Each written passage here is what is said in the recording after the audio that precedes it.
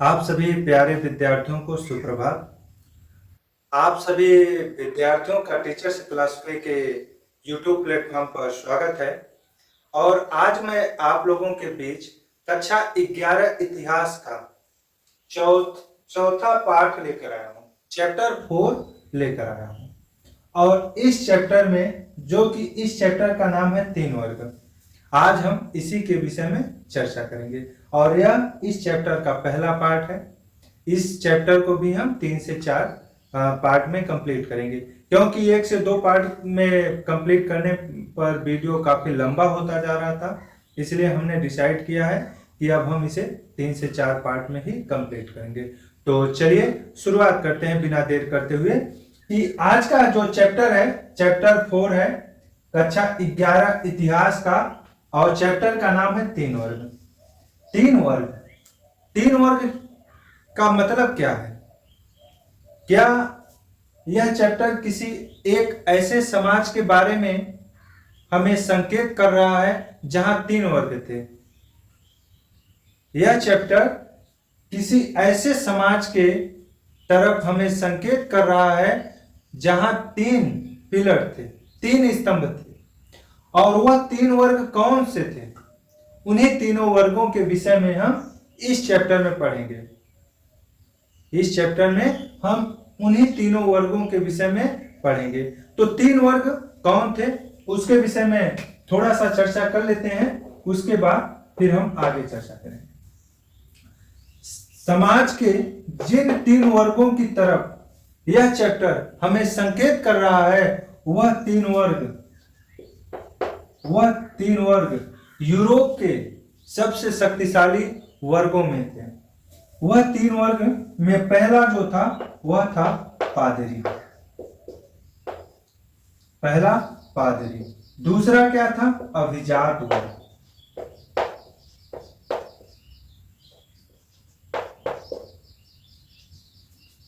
दूसरा क्या था? अभिजात। तीसरा क्या था? कृषक। यही 3 वर्ग हैं, यही 3 वर्ग हैं, पादरी, अभिजात और कृषक। यह यूरोप के इतिहास के, यूरोप के समाज के 3 प्रमुख पिलर थे।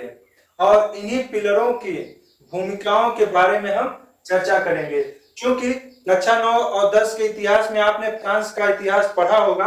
फ्रांस के इतिहास में इन्हीं तीनों वर्गों का जिक्र है और वहां पर डिटेल में बताया भी गया है कि पादरी, अभिजात और कृषक वर्ग की क्या भूमिका थी फ्रांस के इतिहास में।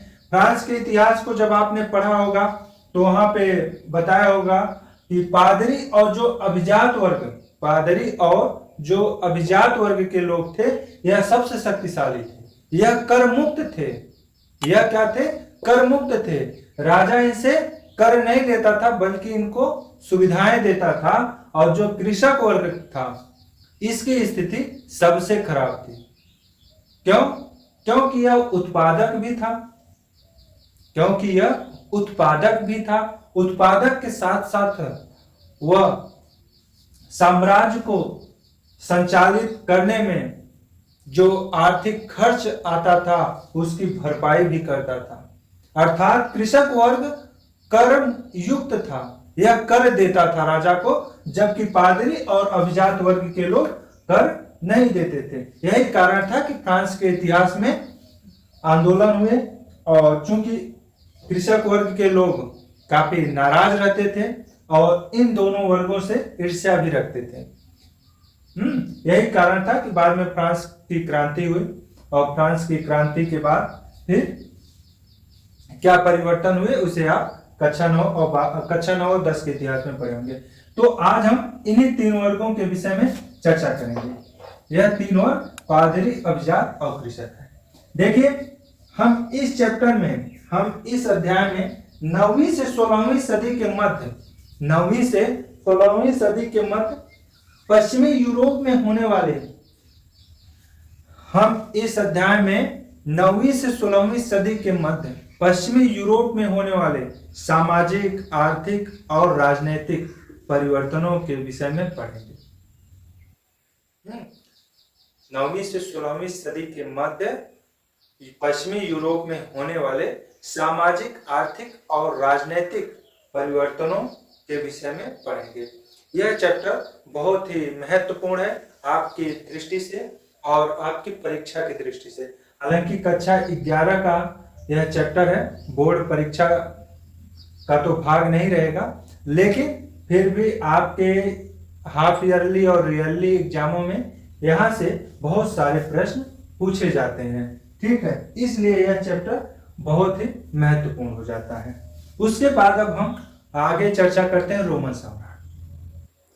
देखिए, रोमन साम्राज्य का पतन, हमने चैप्टर 2 तीन महाद्वीपों में फैला हुआ साम्राज्य के विषय में, रोमन साम्राज्य के उदय के विषय में चर्चा किया था।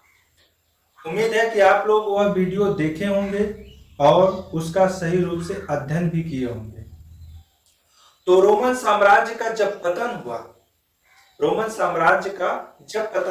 देखिए हमने उस चैप्टर में बताया भी था कि रोमन साम्राज्य जो कि प्रारंभ में गणराज्य था, वहां की शासन व्यवस्था गणतंत्रीय था।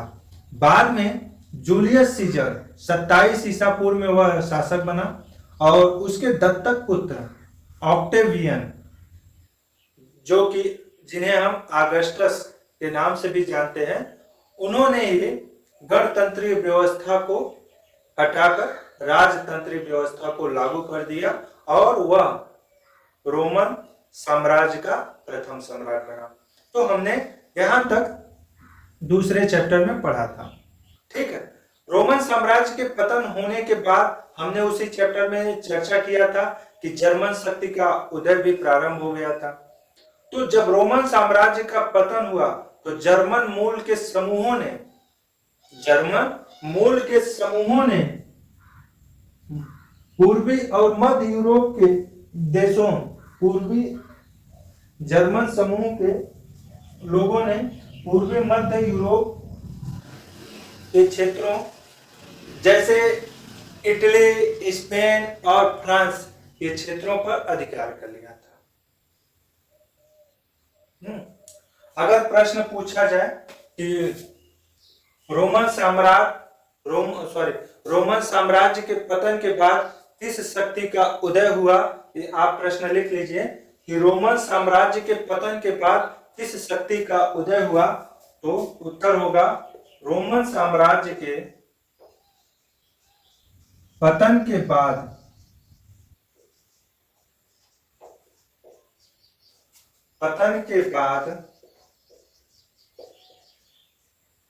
यूरोप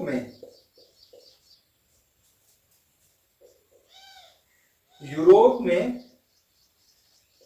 जर्मन शक्ति का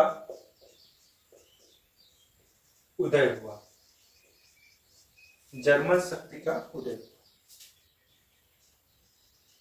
अगर यहां से प्रश्न पूछा जाएगा कि रोमन साम्राज्य के पतन के बाद यूरोप में किस शक्ति का उदय हुआ, तो रोमन साम्राज्य के पतन के बाद यूरोप में जर्मनी लिख दिया हूं, जर्मन शक्ति का उदय हुआ। हमने अभी बताया कि रोमन साम्राज्य के पतन के बाद जर्मन समूह के लोगों ने पूर्वी और मध्य यूरोप के देशों जैसे इटली, फ्रांस और स्पेन के क्षेत्रों पर अधिकार कर लिया था। ठीक है, तो इस तरह से रोमन साम्राज्य के पतन के बाद यूरोप में जर्मन शक्ति का उदय हुआ। इतना पॉइंट क्लियर है। उसके बाद एक चीज और है, ये जो पादरी वर्ग है, पादरी मतलब ईसाई धर्म के पादरी जो थे, रोमन साम्राज्य में 4वीं सदी तक, रोमन साम्राज्य में 4वीं सदी तक, प्रश्न लिख लीजिए, आप ऐसे नहीं समझ पाएंगे।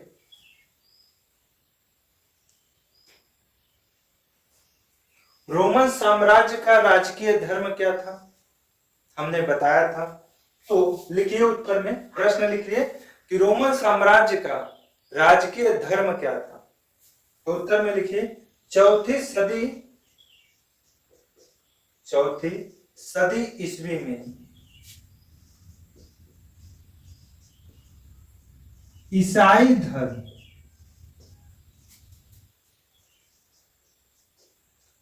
रोमन साम्राज्य का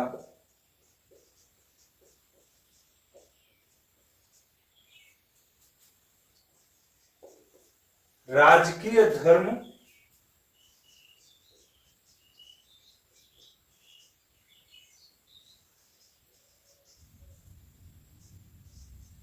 बन। ठीक है,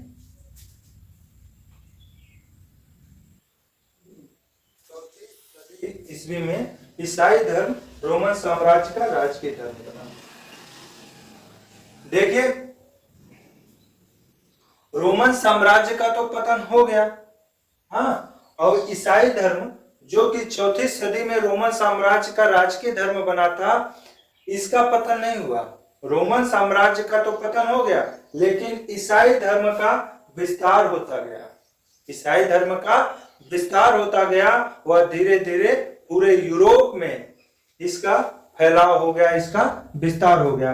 और आज के वर्तमान समय में ईसाई धर्म विश्व का सबसे अधिक आबादी वाला धर्म है और सबसे अधिक देशों में ईसाई धर्म का कब्जा है। ठीक है, तो चौथी सदी ईस्वी में जब ईसाई धर्म रोमन साम्राज्य का राजकीय धर्म बना, उसके बाद इसका विस्तार ही होता गया, जबकि रोमन साम्राज्य का पतन हो गया, जर्मन शक्ति का उदय हुआ, लेकिन ईसाई धर्म का विस्तार ही होता गया और यह एक शक्तिशाली केंद्र के रूप में स्थापित हो गए। यही कारण था कि पादरी जो वर्ग था, यही कारण था कि तीन वर्गों में जो पादरी वर्ग था वह सबसे शक्तिशाली वर्ग था। ठीक है, इतना आप लोग नोट कर लीजिए। इसके बाद अब हम कुछ और पॉइंट पे चर्चा करेंगे।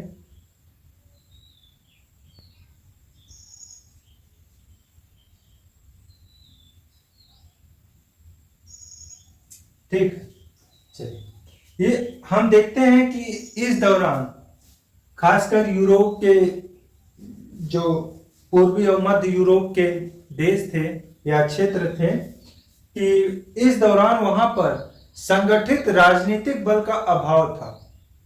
संगठित राजनीतिक बल का अभाव था, यही कारण था कि वहां पर प्रायः युद्ध होते थे और लोगों को अपनी भूमि की सुरक्षा करने के लिए संसाधन जुटाना आवश्यक हो गया था।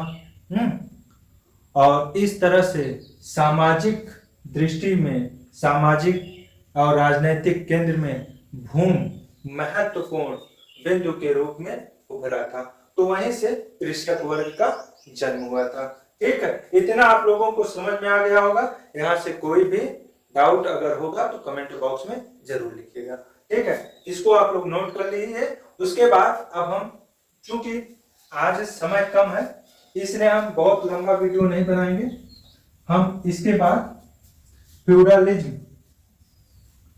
सामंतवाद के विषय में चर्चा करेंगे। सामंतवाद के बाद फ्रांस के कुछ प्रारंभिक इतिहास के विषय में, प्रारंभिक इतिहास के जो कुछ महत्वपूर्ण प्रश्न हैं उन पर चर्चा करेंगे और फिर आज का वीडियो समाप्त करते हैं। तो चलिए, सामंतवाद क्या है? What is the feudalism? Feudalism क्या है? प्रश्न लिखिए, सामंतवाद क्या है? सामंतवाद क्या है?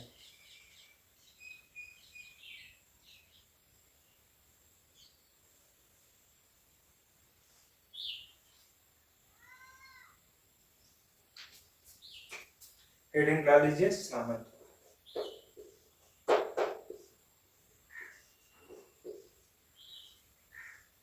सामंतवाद क्या है? देखिए, यह जर्मन शब्द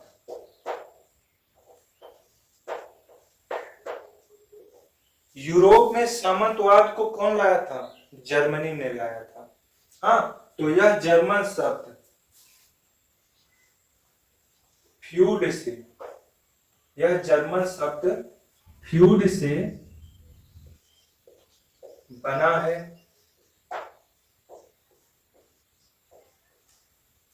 जिसका अर्थ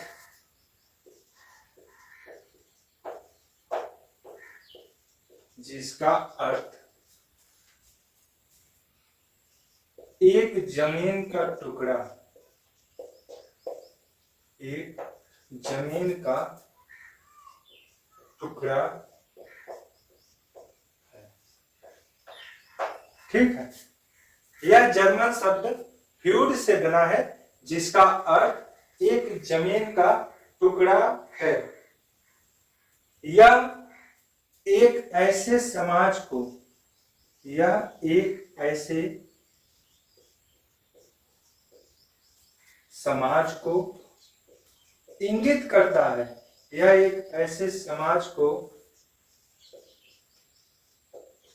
इंगित करता है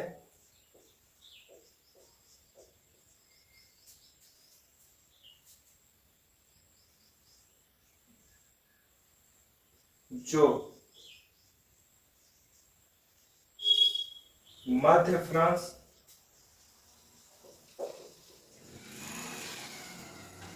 बाद में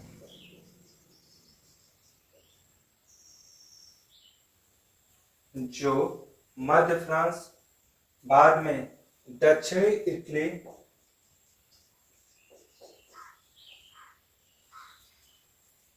दिखाई दे रहा होगा, जो मध्य फ्रांस, बाद में दक्षिणी इटली,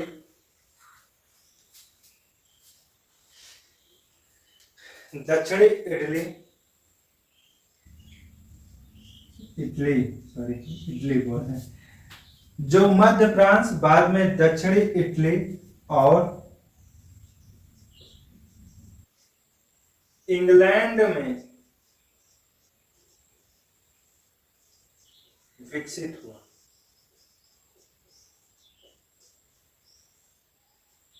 इंग्लैंड में विकसित हुआ। ठीक है। तो देखिए, यह जर्मन शब्द फ्यूड से बना है, जिसका अर्थ एक जमीन का टुकड़ा है। सामंतवाद का सीधा संबंध जमीन से होता है। आगे हम चर्चा करेंगे इसी में। जमीन का टुकड़ा है, यह एक ऐसे समाज को इंगित करता है जो मध्य फ्रांस, बाद में दक्षिणी इटली और इंग्लैंड में विकसित हुआ। इतना नोट कर लीजिए, इसके आगे भी अभी लिखना है।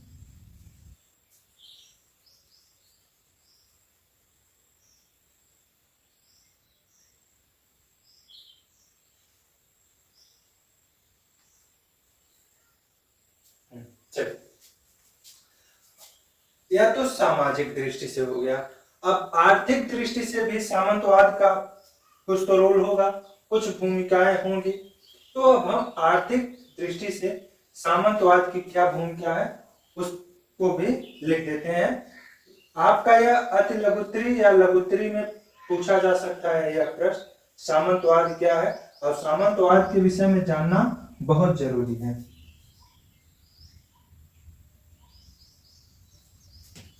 आर्थिक संदर्भ में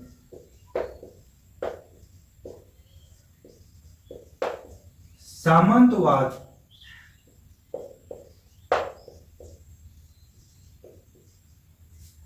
कृषि उत्पादन, आर्थिक संदर्भ में सामंतवाद कृषि उत्पादन को इंगित करता है, को इंगित करता है।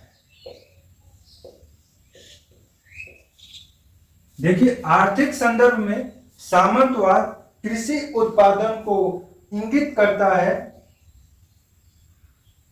जो सामंतों, यहीं पे लिख लीजिए कि जो सामंतों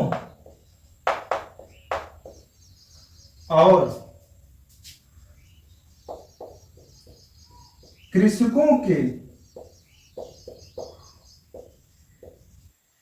जो सामंतों और कृषकों के संबंधों पर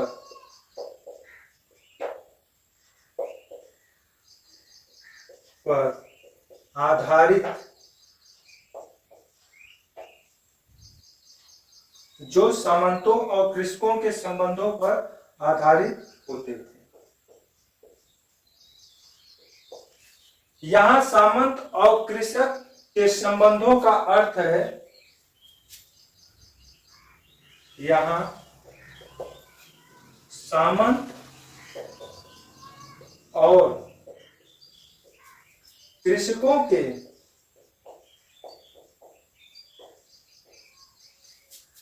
संबंधों का मतलब है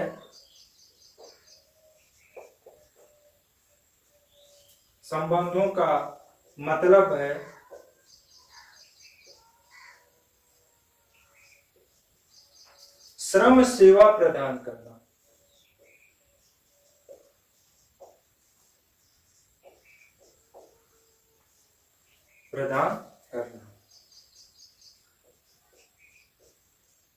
अब ध्यान दीजिए कि आर्थिक संदर्भ में सामंतवाद कृषि उत्पादन को इंगित करता है जो कृषकों के संबंधों पर आधारित होते हैं।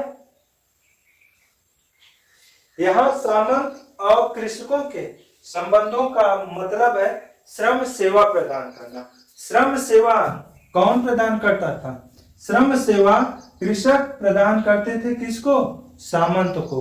अर्थात जो कृषक होते थे वे अपनी जमीन को, अपने खेत की भी जुताई करके वहां बुआई करते थे और वह अपने खेत के अलावा सामंतों के भी जमीनों का उपयोग करते थे। सामंतों की जमीनों की भी, यहाँ उपयोग उचित शब्द नहीं होगा, देख रेख करते थे और सामंतों की जमीनों की भी जुताई करते थे और बुआई करते थे। ठीक है, तो वही श्रम सेवा है। इसके बदले में कृषक को क्या मिलता था?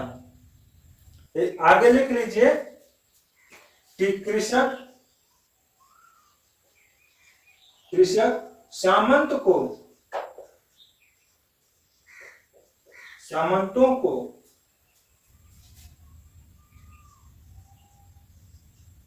श्रम सेवा देते थे।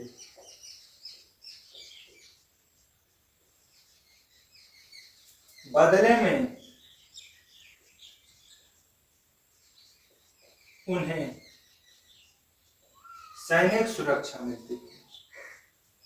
में उन्हें सैनिक सुरक्षा मिलती थी।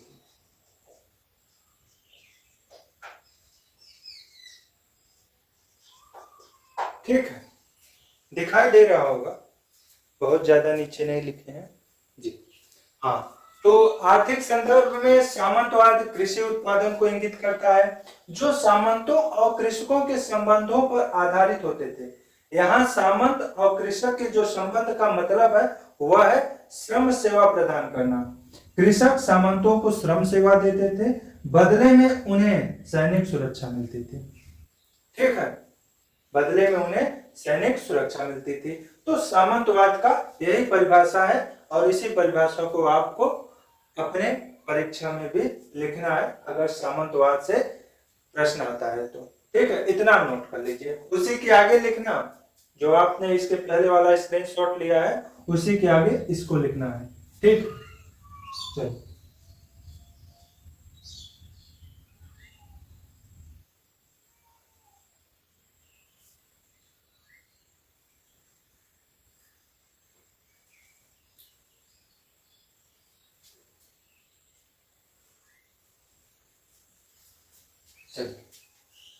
अब हम फ्रांस के कुछ प्रारंभिक इतिहास के विषय में चर्चा कर लेते हैं, जहां से 2-3 महत्वपूर्ण बिंदु हैं जो आप कक्षा 9 और 10 के इतिहास में नहीं पढ़े होंगे, उसके विषय में चर्चा कर लेते हैं। उसके बाद आज का यह वीडियो आज की क्लास को समाप्त करते हैं। तो जैसा कि फ्रांस का इतिहास जो है वह कक्षा 9 और 10 के इतिहास में आप क्लास 9 और 10 में विस्तार से पढ़े होंगे। ठीक है, उन्हें आप बहुत विस्तार से पढ़े होंगे, लेकिन कुछ ऐसे पॉइंट हैं जिन्हें आप नहीं पढ़े होंगे। तो फ्रांस का प्रारंभिक इतिहास, चलिए हम फ्रांस के कुछ प्रारंभिक इतिहास के विषय में चर्चा करेंगे। जैसा कि हम कक्षा 9 और 10 में पढ़े हैं और अभी कुछ समय पहले भी हम चर्चा किए कि फ्रांस का समाज कितने वर्गों में विभाजित था? फ्रांस का समाज कितने वर्गों में विभाजित था? यह प्रश्न लिख लीजिए। तो फ्रांस का समाज 3 वर्गों मतलब पादरी, अभिजात और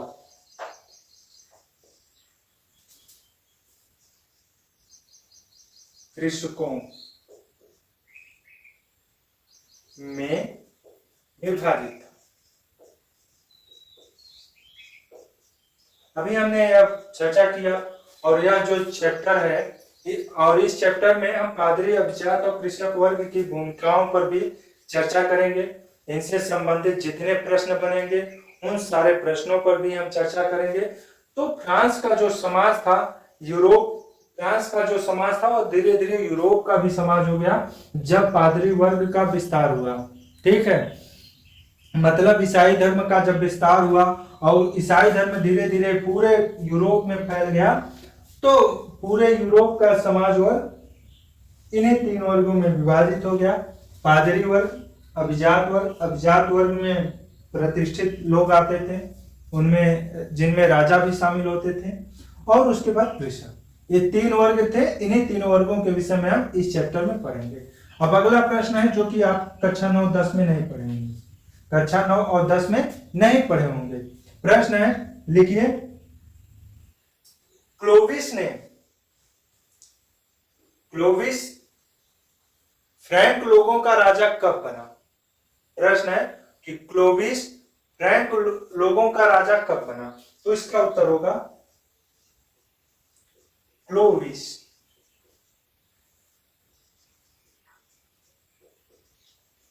फ्रैंक लोगों का राजा 481 ईस्वी में बना।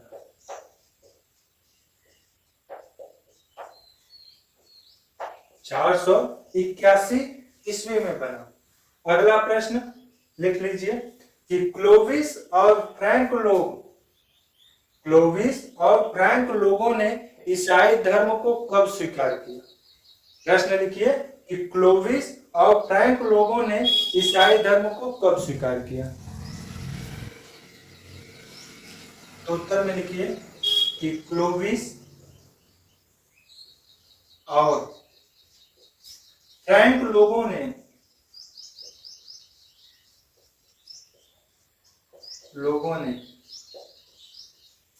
496 ईस्वी में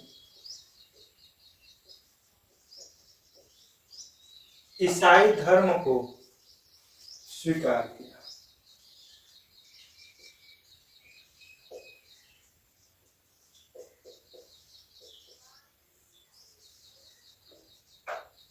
ठीक, इतना पॉइंट्स है, आप इसको लिख लीजिए।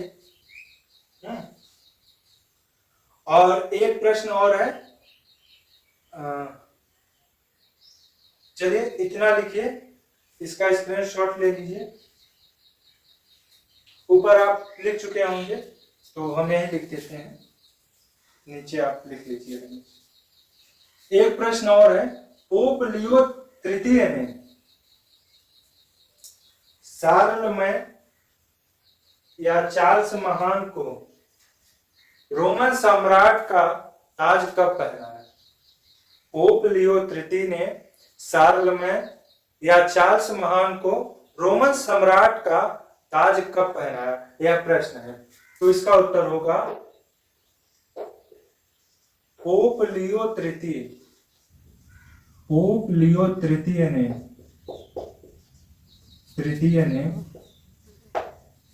शार्लमेन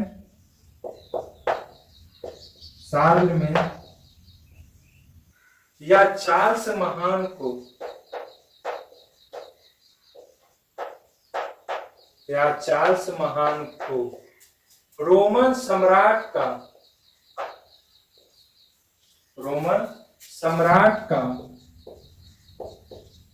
ताज 800 ईस्वी में पहना है। ठीक है,